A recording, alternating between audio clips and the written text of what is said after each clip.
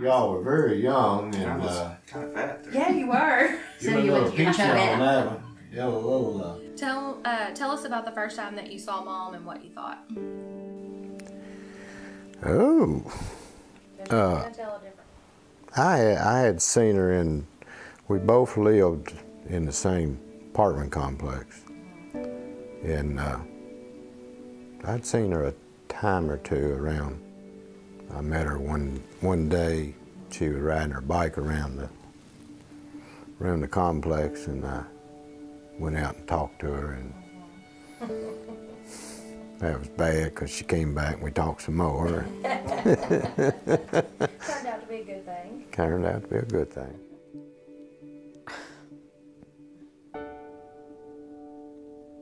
It was love at first sight for me. We were at Contiki, and I was standing on the road talking to my friend Rhonda, and your dad pulled up and he had bought a silver Porsche, and he had just gotten off work, and he was a construction worker, and he was all dirty. I don't know why I'm crying about it. She and I went out, and another couple went with us, and we were going to go out to dinner, and I was going down the road, and the fan belt blew off of the car.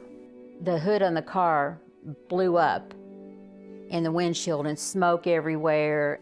And steam went everywhere, and it was just like chaos. I was trying to impress her, and didn't last too long.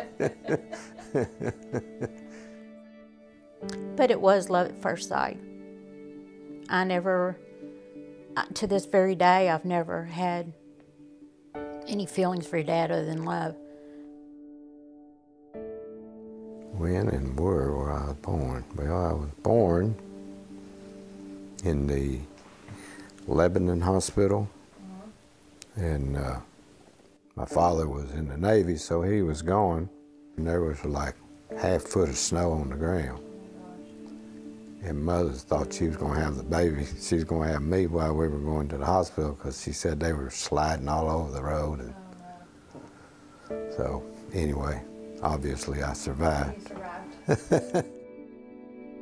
So you said Papa Ham was gone while you were born, so how was that for Mama Ham? Well, that was really a real hard time for her. That she, I was the fifth child of the family at that time, and she was really a hard time for her. And, but she survived it pretty good. I was born March the 10th, 1954 in Louisville, Kentucky, at St. Joe Hospital. My father was there, but they didn't let him in the delivery room at that time. I took tap dancing and ballet lessons when I was a little girl, and we camped a lot. Papa, when did Papa get to see you for the first time?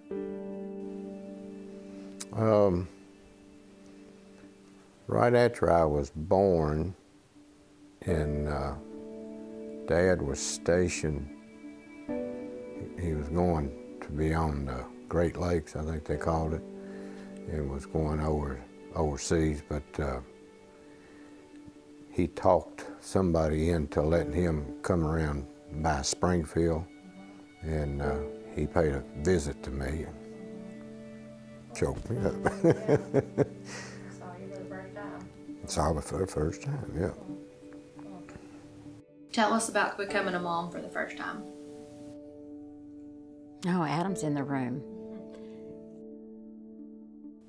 I never really thought about being a mom, but it's like as soon as I knew I was a mom, it was like, it just, what everybody says, it just changes forever.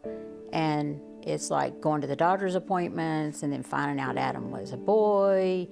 And your dad went to most of the doctor's appointments with me. I never didn't acknowledge anything like that, how something like that can change your life, especially the first child. Nothing offense to you, but it was a good thing. It made me grow up. Appreciate it. It was just wonderful. that was a highlight of my life.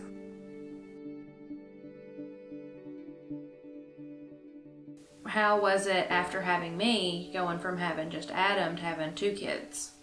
Especially when you had a child 6 years older than the second child, you wanted to do everything he wanted to do, and he tormented you at every level that he could. And Adam was much more quieter than you were. He probably pinched behind the scenes a whole lot, and you tattletaled whether he pinched you or not.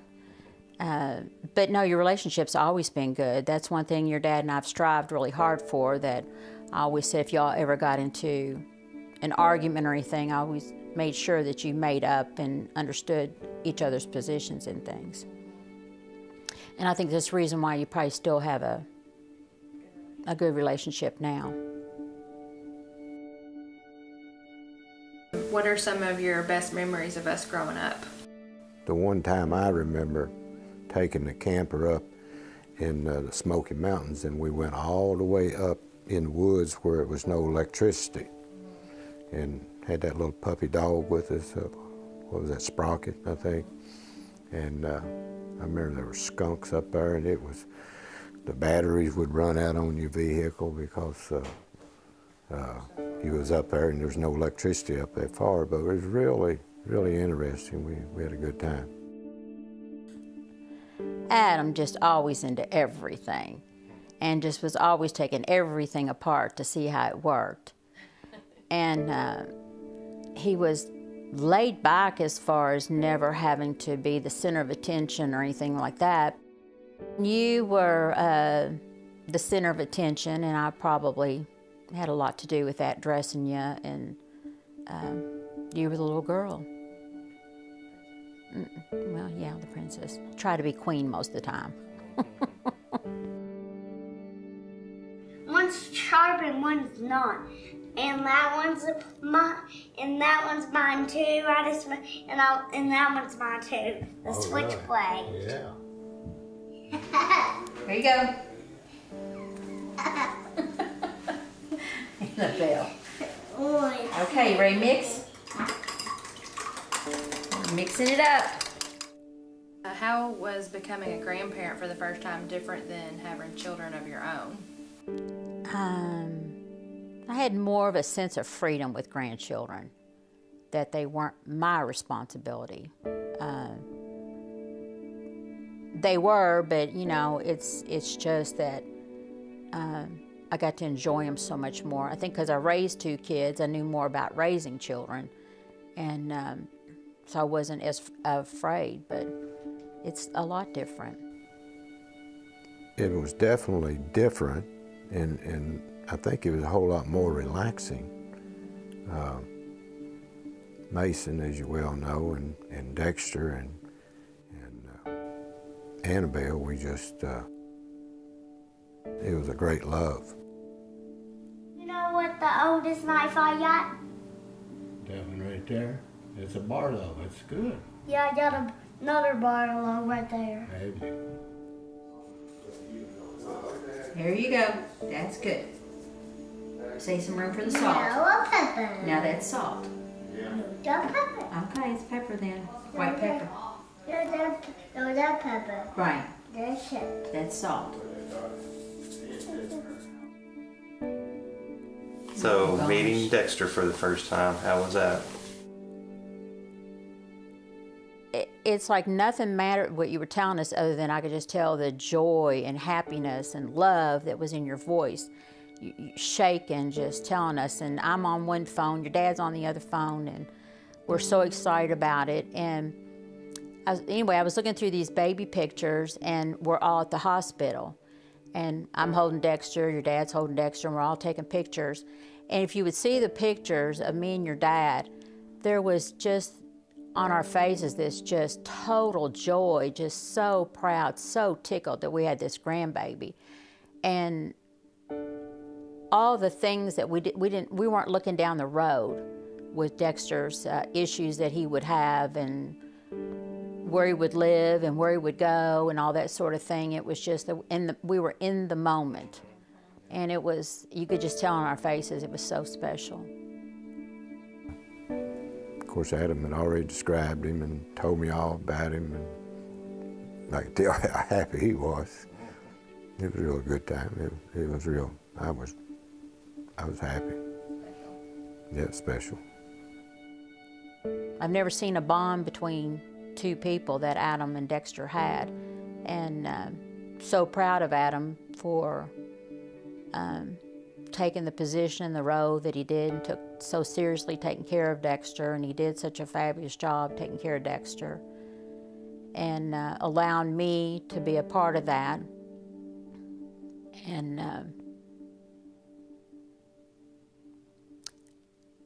I have a relationship now with that that I don't think I would have ever had if it hadn't been for Dexter. I think Dexter taught me and Adam how to love each other and accept one another and find a lot of strength with each other. A lot of trust, I think, was built between Adam and I that probably hadn't been there. Adam with Dexter was just really, really great. That was something that you had your hands full, and you was determined, and you was really determined. You were, and I thought that was great.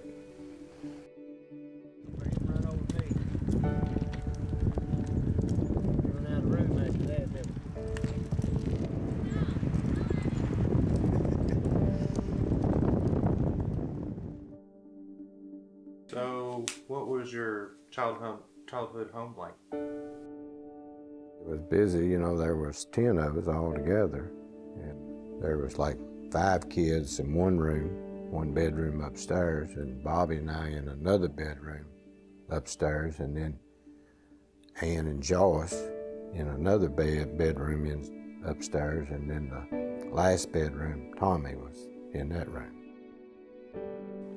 Went to Atherton High School over in the Highlands. It was originally an all-girls school, but I got lucky enough that it became co-ed when I went to school.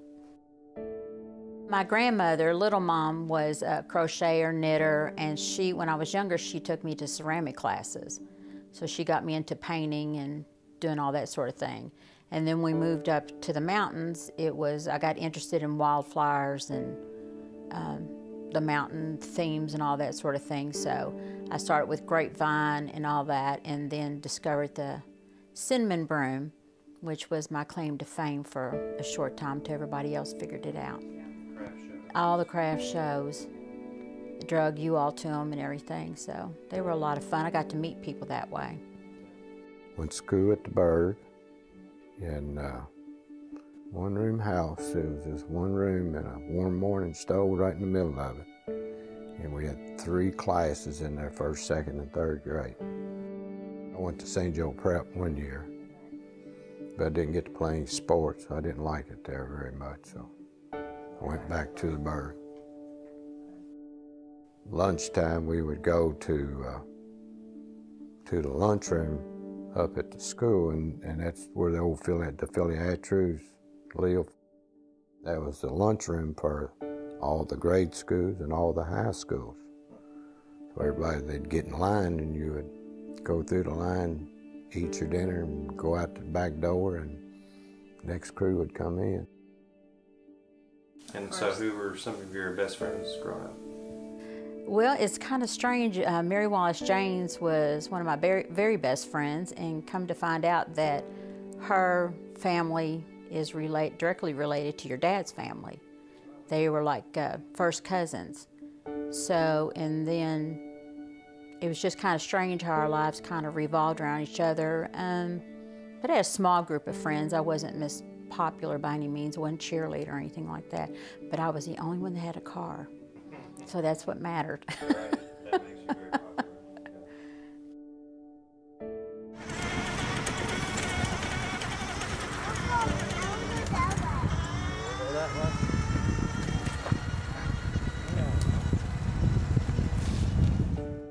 So, having a sister pass away, was very hard, I'm sure.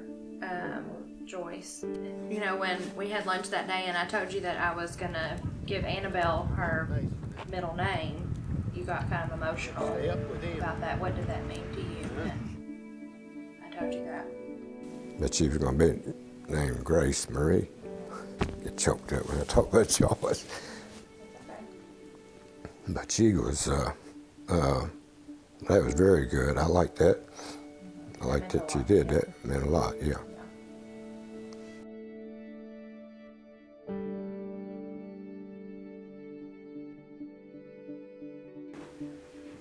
Hard, whoa! Noel, get over here. Here comes Noel. Hurry, get it. All right, Mason, get it. Oh. I want to stop pick one. I got 2 in a row. Okay. Dear Nan and Paps, just wanted to start off by saying that I love you both very much. You have given and provided a wonderful life for me growing up. I was so lucky to be raised in a neighborhood where I had lots of friends and a backyard that had limitless mountains for me to explore.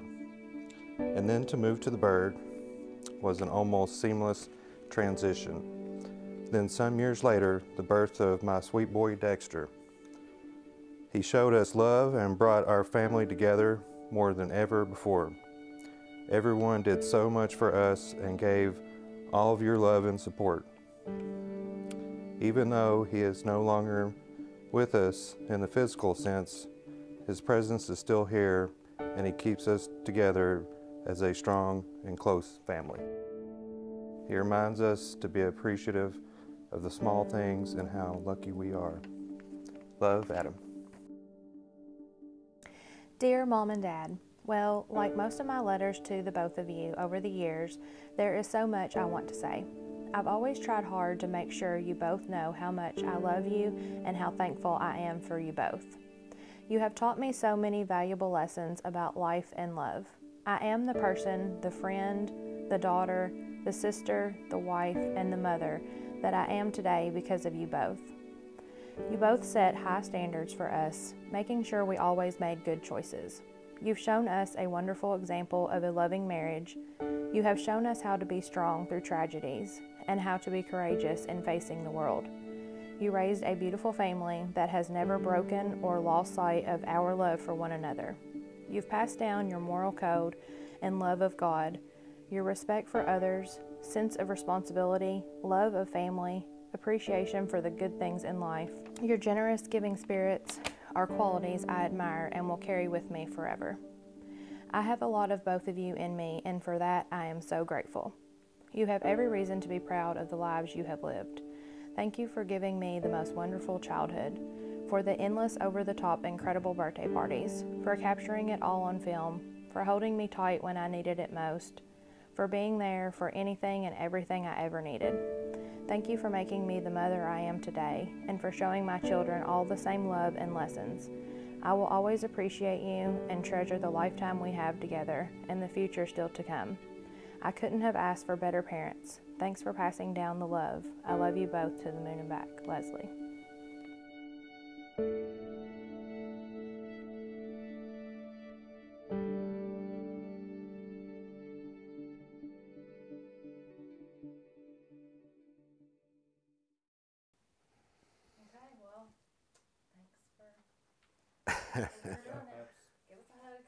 All right. That wasn't too bad, right? That wasn't too bad, I guess. I think about it. What in the world did I say?